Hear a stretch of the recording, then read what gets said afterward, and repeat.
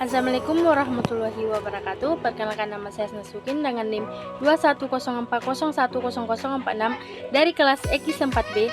Saya akan mengerjakan tugas dari mata kuliah Manajemen Keuangan Syariah. Definisi manajemen keuangan dan definisi manajemen keuangan syariah.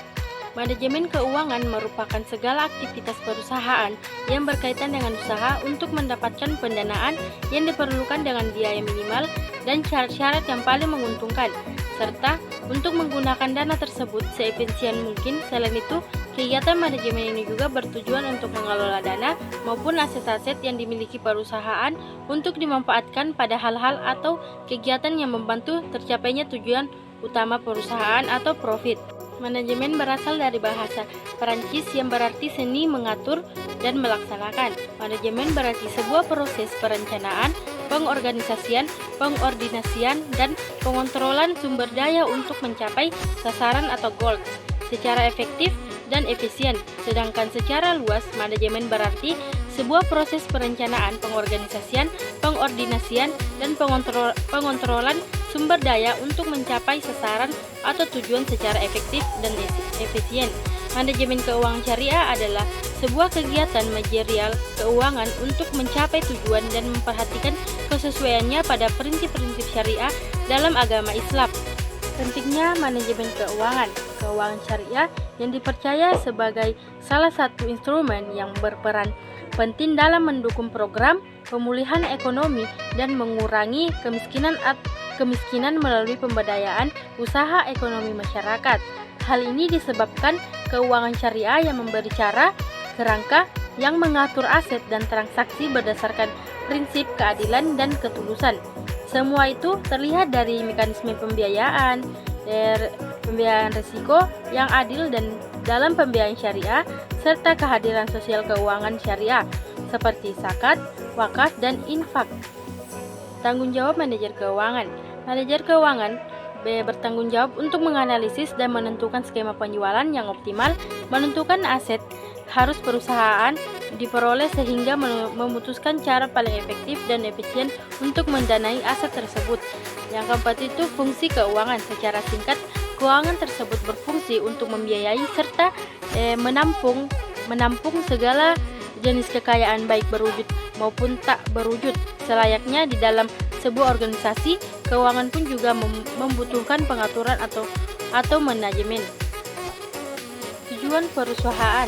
Sebelum menelaah lebih jauh tentang tujuan dari perusahaan, penting terlebih dahulu mengenal tentang pengertian dari perusahaan. Secara umum, perusahaan adalah organisasi yang didirikan oleh seseorang atau sekelompok atau badan dalam melakukan produksi dan distribusi.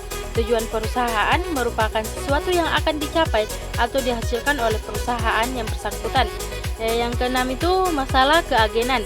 Masalah keagenan adalah masalah yang mungkin timbul antara pemegang saham dengan manajemen. Masalah keagenan biasanya terjadi ketika ada konflik kepentingan dalam hal kebijakan yang harus dilakukan di dalam sebuah hubungan keagenan. Keadaan ini dapat terjadi pada perusahaan dengan pemilik saham dengan saham manajerial. Prinsip keuangan.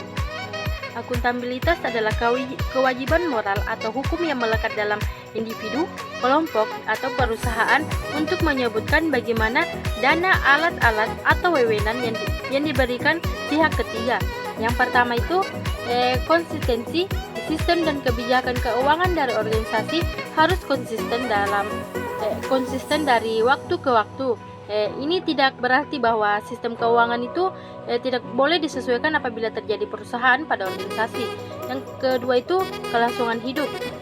Agar keuangan terjaga, pengeluaran organisasi di tingkat strategi hingga operasional wajib sejalan atau sesuai dengan dana yang diterima. Yang ketiga itu transparansi. Perusahaan harus terbuka mengenai pekerjaan, menyediakan informasi yang berkaitan dengan rencana dan aktivitasnya kepada para orang yang berkepentingan. Yang keempat itu standar akuntansi, di mana sistem akuntansi dan keuangan yang digunakan perusahaan harus sesuai dengan prinsip dan standar akuntansi yang berlaku di Indonesia. kelima itu integritas, di mana dalam melaksanakan aktivitas operasionalnya, individu yang terlibat wajib memiliki integritas yang baik. Yang keenam itu pengelolaan, di mana pengelolaan tersebut perusahaan harus dapat mengelola dan menggunakan dana yang telah diperoleh dengan baik dan menjamin bahwa dana tersebut digunakan untuk mencapai tujuan yang sudah ditetapkan oleh perusahaan tersebut. Itu saja materi yang bisa saya sampaikan. Mohon maaf bila ada kekurangan. Sekian dari saya. Wassalamualaikum warahmatullahi wabarakatuh.